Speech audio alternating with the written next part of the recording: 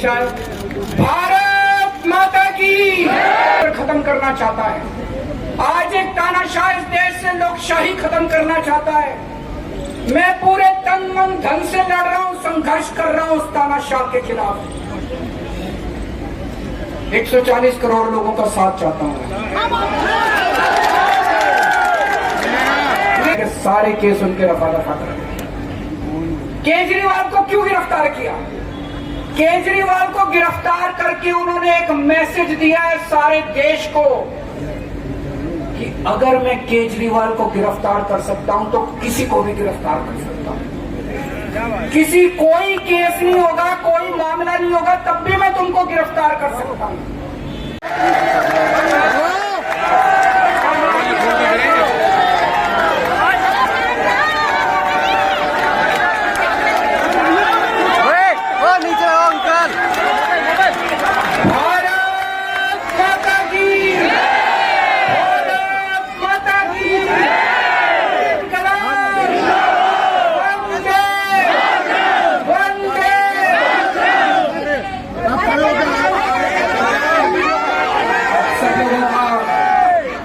तहे दिल से बहुत बहुत शुक्रिया। इतनी धूप के अंदर इतनी देर से इतनी बड़ी संख्या में आप लोग मेरा इंतजार कर रहे हैं। मैं आपका तहे दिल से बहुत बहुत शुक्रिया अदा करना चाहता हूं। जितने लोग इस वक्त टीवी में देख रहे हैं उन सब दर्शकों का भी मैं तहे दिल से शुक्रिया अदा करना चाहता हूं। सबको मेरा नमस्कार, सबको मेरा प्रणाम। दोस्तों, सीधा जेल से मैं आप लोगों के बीच में आ रहा हूं। आपके बीच में आके बहुत अच्छा लग रहा है। 50 दिन के बाद अभी मैं, मेरी पत्नी भगवंत मान साहब, हम लोग कनॉट प्लेस में हनुमान मंदिर में गए थे। हनुमान जी का आशीर्वाद लिया, उनके दर्शन किए। फिर शिव जी के मंदिर गए, शनि जी महाराज के पास गए, उनका सबका आशीर्वाद लिया। बजरंगबली की खूब कृपा है हमारे ऊपर, हमारी पार्टी के ऊपर, देशवासियों के ऊपर। उन्हीं की कृपा से आज अचानक मैं आप लोगों के बीच में हूं। नहीं तो किसी को उम्मीद नहीं थी कि चुनाव के बीच में मैं जेल से बाहर आ जाऊंगा, लेकिन ऊपर बजरंगबली की कृपा है, हनुमान जी की कृपा है हम लोगों के ऊपर, और चमत्कार हुआ और आज मैं आप लोगों के बीच में हूँ। बोल बजरंगबली महाराज। दोस्तों, हमारी आम आदमी पार्टी एक छोटी सी पार्टी है, 2 राज्यों के अंदर है, अभी 10 साल पुरानी पार्टी है। हमारी पार्टी को कुचलने में, खत्म करने में प्रधानमंत्री जी ने कोई कसर नहीं छोड़ी। एक साथ हमारी पार्टी के 4 टॉप के नेता जेल भेज दिए एक साथ। अरविंद केजरीवाल, मनीष सिसोदिया, संजय सिंह, सतेंद्र जैन। बड़ी बड़ी पार्टियों के अगर 4 टॉप के नेता जेल चले जाएं, पार्टी खत्म हो जाती है। आम आदमी पार्टी के 4 टॉप के नेता इन्होंने जेल भेज दिए। उन्होंने सोचा कि पार्टी खत्म हो जाएगी, लेकिन ये पार्टी नहीं है, ये एक सोच है। जितना ये खत्म करना चाहते हैं उतना ये बढ़ती जाती है। ये क्रश करना चाहते हैं प्रधानमंत्री जी आम आदमी पार्टी को। जो लोग मोदी जी से मिलने जाते हैं, वो कई लोग हमें भी जानते हैं, वो बाहर आके हमें बताते हैं कि आपके बारे में सबसे पहले मोदी जी से जो भी मिलने जाता है, सबसे पहले वो केजरीवाल की और आम आदमी पार्टी की 10 से 15 मिनट बात करते हैं। उनको कहते हैं कि आने वाले समय के अंदर आम आदमी पार्टी ही देश को भविष्य देने वाली है। वो खुद भी मानते हैं। इसीलिए वो चाहते हैं कि आज ही आम आदमी पार्टी को बढ़ने से रोका जाए, इनको कुचल दिया जाए। ये तानाशाही है। अगर उनको लगता है कि आम आदमी पार्टी आने वाले समय में बीजेपी को चैलेंज देने वाली है, आप अच्छे काम करो, आप देश को भविष्य दो। आज आपकी सरकार है केंद्र के अंदर, आप देश के लिए काम करोगे, आम आदमी पार्टी को कोई पूछेगा ही नहीं। लेकिन आप कुछ काम नहीं करो और आम आदमी पार्टी को कुचल दो, ये जनतंत्र नहीं है, ये इस देश की जनता पसंद नहीं। इन्होंने आम आदमी पार्टी को कुचलने में कोई कसर नहीं छोड़ी। छोटे से लोग हैं आप लोग, छोटी सी पार्टी। 75 साल के अंदर इस कदर किसी पार्टी को और उसके नेताओं को प्रताड़ित नहीं किया गया जिस तरह से प्रधानमंत्री मोदी जी ने आम आदमी पार्टी को प्रताड़ित करने की कोशिश की। मेरे को इन्होंने जेल भेज दिया। प्रधानमंत्री जी कह रहे हैं मैं भ्रष्टाचार से लड़ रहा हूं। देश के सबसे बड़े चोर, उचक्के और डकैतों को उन्होंने अपनी पार्टी में शामिल कर दिया। जिन लोगों को 10 दिन पहले मोदी जी कहते थे 70,000 करोड़ का इसने घोटाला कर दिया, थोड़े दिन के बाद उसी आदमी को अपनी पार्टी में शामिल करके किसी को डिप्टी सीएम बना देते हैं, किसी को मंत्री बना देते हैं और उनके सारे ईडी और सीबीआई के मामले खत्म कर देते हैं और कहते हैं मैं भ्रष्टाचार से लड़ रहा हूं। मैं मोदी जी को कहना चाहता हूं, भ्रष्टाचार से अगर लड़ाई लड़नी है तो केजरीवाल से सीखो। प्रधानमंत्री जी, भ्रष्टाचार के खिलाफ लड़ाई केजरीवाल ने लड़ी है। 2015 में जब दिल्ली में हमारी सरकार बनी थी, हमारे एक मंत्री का एक ऑडियो मेरे पास किसी ने व्हाट्सएप कर दिया। उस ऑडियो में मेरा मंत्री किसी दुकान वाले से 5 लाख रुपए मांग रहा था। किसी मीडिया वाले को नहीं पता था, विपक्ष को नहीं पता था। आप लोगों को याद होगा, मैंने अपने खुद मंत्री को सीबीआई के हवाले कर दिया, जेल भेज दिया था अपने मंत्री को। ये होती है भ्रष्टाचार के खिलाफ लड़ाई। पंजाब के अंदर मेरा एक मंत्री भ्रष्टाचार में, मेरे को पता चला कि वो पैसे मांग रहा है। वहां पे मान साहब ने उसको, किसी को भी, विपक्ष को नहीं पता था, मीडिया को नहीं पता था, हमने अपने मंत्री को उठा के जेल में भेज दिया। तुम देश के सारे चोर उचक्के डकैतों को अपनी पार्टी में शामिल कर लो और केजरीवाल को जेल भेज दो और कहो मैं भ्रष्टाचार के खिलाफ लड़ रहा हूं। तो आप भ्रष्टाचार के खिलाफ नहीं लड़ रहे प्रधानमंत्री जी। आप देशवासियों को बेवकूफ मत समझो। देश बच्चे बच्चे की जुबान के ऊपर हो रहा है कि सारे चोर चक्कों को अपनी पार्टी में शामिल करके और ईडी और सीबीआई के सारे केस उनके रफा दफा कर। केजरीवाल को क्यों गिरफ्तार किया? केजरीवाल को गिरफ्तार करके उन्होंने एक मैसेज दिया है सारे देश को कि अगर मैं केजरीवाल को गिरफ्तार कर सकता हूं तो किसी को भी गिरफ्तार कर सकता हूं। किसी कोई केस नहीं होगा, कोई मामला नहीं होगा, तब भी मैं तुमको गिरफ्तार कर सकता हूं। एक बेहद खतरनाक मिशन चालू किया हुआ है प्रधानमंत्री जी ने, बहुत ही खतरनाक। देशवासियों को ये समझने की, अब जो मैं बोलने जा रहा हूं, समझने की जरूरत है। उस मिशन का नाम है वन नेशन वन लीडर। देश के सारे नेताओं को खत्म करना चाहते हैं मोदी जी और इसको 2 स्तर के ऊपर इस मिशन को चला रहे हैं। जितने विपक्ष के नेता हैं उनको जेल भेजेंगे और जितने बीजेपी के नेता हैं उनको सबको निपटा देंगे, उनकी राजनीति खत्म करते जाएंगे, उनको सबको निपटाते जाएंगे।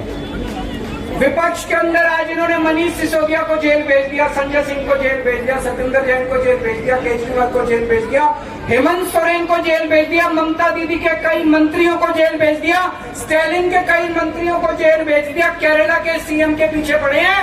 अगर ये चुनाव जीत गए, मेरे से लिखवा लो एफिडेविट के ऊपर, थोड़े दिन के बाद ममता दीदी जेल में होंगी, तेजस्वी यादव जेल में होगा, स्टैलिन साहब जेल के अंदर होंगे, पिनरई विजयन जेल के अंदर होंगे, उद्धव ठाकरे जेल के अंदर होंगे, जितने विपक्ष के नेता ये सारे जेल के अंदर होंगे। अगर ये चुनाव जीत गए, इन्होंने बीजेपी का एक नेता नहीं छोड़ा, आडवाणी जी की राजनीति खत्म कर दी इन्होंने, मुरली मनोहर जोशी की राजनीति खत्म कर दी, सुमित्रा महाजन की, शिवराज सिंह चौहान जिसने मध्य प्रदेश का चुनाव जीत के दिया इन लोगों ने, शिवराज सिंह चौहान ने उसको मुख्यमंत्री नहीं बनाया, उसकी राजनीति खत्म कर दी। वसुंधरा राजे की जो राजनीति खत्म कर दी इन्होंने, खट्टर साहब की राजनीति खत्म कर दी, डॉक्टर रमन सिंह की राजनीति खत्म कर दी। अब अगला किसका नंबर है? योगी आदित्यनाथ।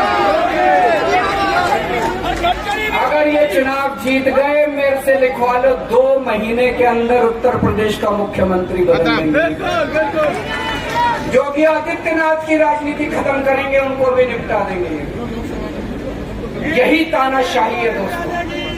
1 नेशन 1 लीडर ये चाहते हैं। एक ही तानाशाह इस देश के अंदर बचेगा, एक ही तानाशाह इस देश के अंदर बचेगा। हमारा देश बहुत महान है। 4000 5000 साल पुराना हमारा देश है। इसके पहले पिछले 4000 साल में कई मौके आए जब इस देश के ऊपर तानाशाहों ने कब्जा करने की कोशिश की, लेकिन हमारे देश के लोगों ने उन तानाशाहों का तख्ता उखाड़ के फेंक दिया। जब जब हमारे देश में ऐसा मौका आया कि तानाशाह ने हमारे देश के ऊपर कब्जा करने की कोशिश की, इस देश की जनता ने उसका तख्ता उखाड़ के फेंक दिया। आज एक तानाशाह इस देश से जनतंत्र खत्म करना चाहता है। आज एक तानाशाह इस देश से लोकशाही खत्म करना चाहता है। मैं पूरे तन मन धन से लड़ रहा हूं, संघर्ष कर रहा हूं उस तानाशाह के खिलाफ। 140 अकेले के करने से नहीं होगा, मिलेगा 140। आज मैं आप लोगों से भीख मांगने के लिए आया हूं, 140 करोड़ लोगों से, 140 करोड़ लोगों से भीख मांगने के लिए आया हूं। मेरे देश को बचा लो, मेरे भारतवर्ष को बचा लो, तानाशाही से बचा लो मेरे दोस्त, मेरे देश।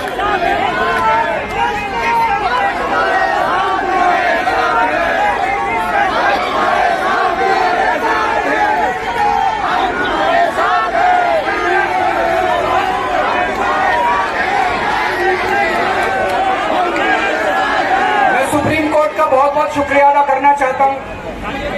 उन्होंने 21 दिन दिए हैं, एक एक दिन में 24 घंटे हैं। मैं एक दिन में 24 में से 36 घंटे काम करूंगा। पूरे देश भर में घूमूंगा इस तानाशाही को रोकने के लिए। जितनी मेरे अंदर ताकत है, मेरा सब कुछ कुर्बान है देश के लिए।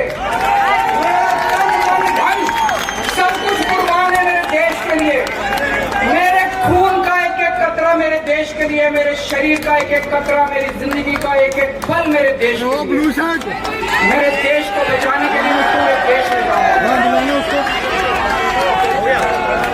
अब एक बहुत महत्वपूर्ण बात करने जा रहा हूं, उसको ध्यान से सुनना। ये लोग इंडिया गठबंधन से पूछते हैं आपका प्रधानमंत्री कौन होगा। मैं बीजेपी से पूछता हूं आपका प्रधानमंत्री कौन होगा।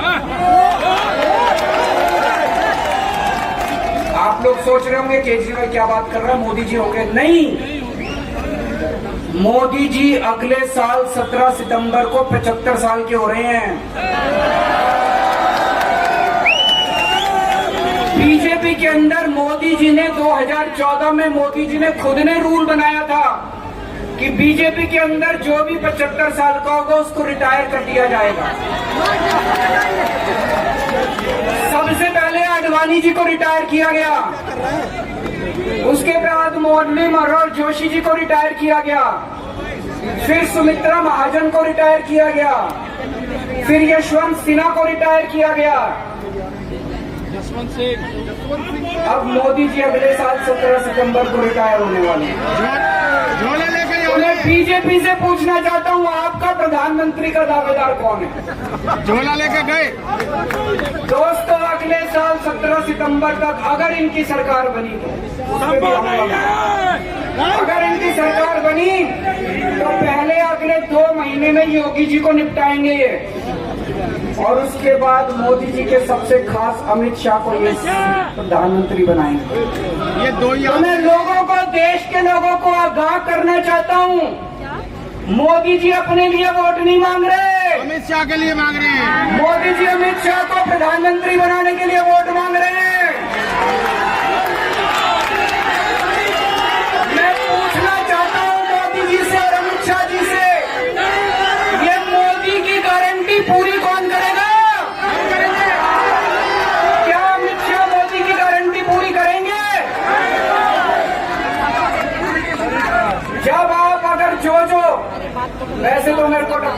आऊंगा उसके ऊपर मुझे नहीं लगता इनकी सरकार बन रही है। नहीं बनेगी, नहीं बनेगी।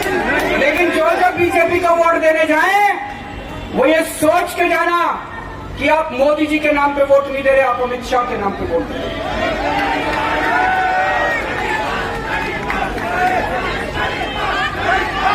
अब एक खुशखबरी है आप लोगों के लिए, अब एक खुशखबरी है, सबको बता देना जो मैंने बातें कही है बड़ी सोच समझ के कही। वहां बैठ के यही सोच रहा था 50 दिन से। जाकर बहुत सीख जा आदमी। दोस्तों पूरे देश के मेरे को बाहर निकले हुए 20 घंटे हो गए। इन 20 घंटों के अंदर भी मैंने रात भर में जनता से बात कर रहा था, लोगों से फोन कर रहा था।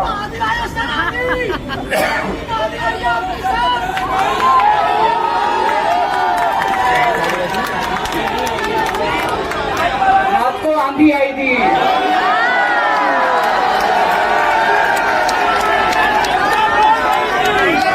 पिछले 30 घंटे में मैंने जो बातचीत करी है, कई बड़े बड़े एक्सपर्ट से बात की, चुनाव विश्लेषकों से बात की, सेफोलॉजिस्ट से बात की, जनता से बात की, फोन पे लोगों से। मेरा अपना आकलन है कि 4 जून के बाद इनकी सरकार नहीं बन रही, मोदी सरकार है।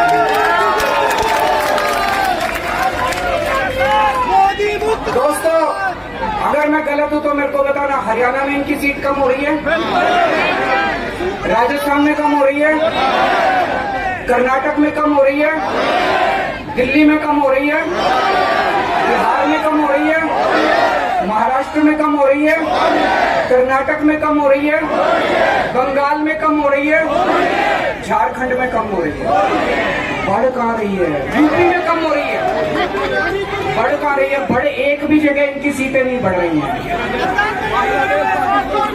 मेरा अपना मानना है, और सट्टा बाजार में भी महबूबा चल रहा है, इनकी 220 से 230 के बीच में सीट आ रही है, उससे ज्यादा सीट नहीं है। मोदी सरकार नहीं बन रही है, केंद्र में इंडिया गठबंधन की सरकार बन रही है।